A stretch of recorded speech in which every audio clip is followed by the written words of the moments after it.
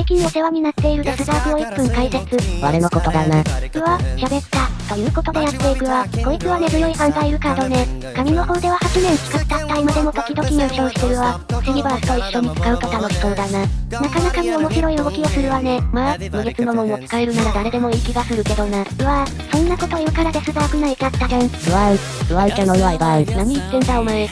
気を取り直して、ジュエプレでは玄関強かなり強いわね。下手くそな私でも10連勝できたわ。やはり我は最強なのだ。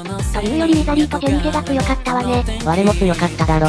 あとこいつは美女がいいのよ。闇属性とドラゴンを。立てたカードだから中二病には刺さるわね。それじゃあ終わり。